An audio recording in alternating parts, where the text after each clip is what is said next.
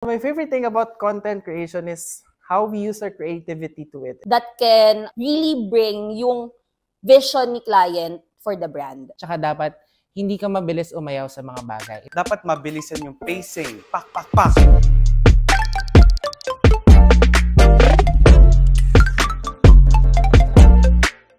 For the social media management dynamics, I would say it's very different from client to client kasi talagang nagva-vary kung ano yung needs and wants ng isang kliyente. Take for example, one of the projects that we are handling for social media is Radyo sa Istrenta. So for that, our dynamics is we compiled different sets of people that has certain qualities/talents that can really bring yung vision ni client for the brand. With Luca Creatives, we were given a chance to help in producing social media content. Well, my favorite thing about content creation is how we use our creativity to it and how we put humor into it. You can put a leeway around it and to make it look and feel interesting to watch and consume.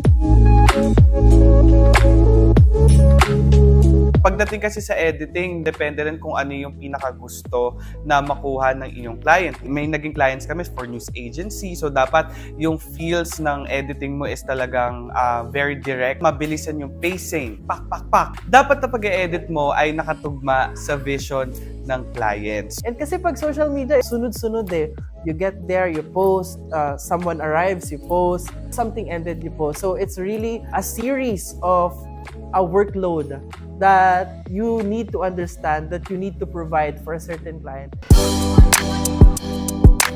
So I have been working in the content and media production field for more than 10 years. That I would say I have brought to Luca. Two of these qualities are being resilient and being quick on my feet. Kasi when we handle projects, hindi natin may iwasan na may mga challenges na dumarating at talagang mabilis ka dapat mag-isip.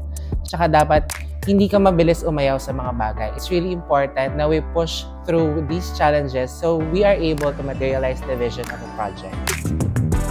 Hi, I'm Joseph Atabay. I am Jerome Ventanilla. I am Michelle Ann Cruz. I'm Eric Santos and we bring your stories to life.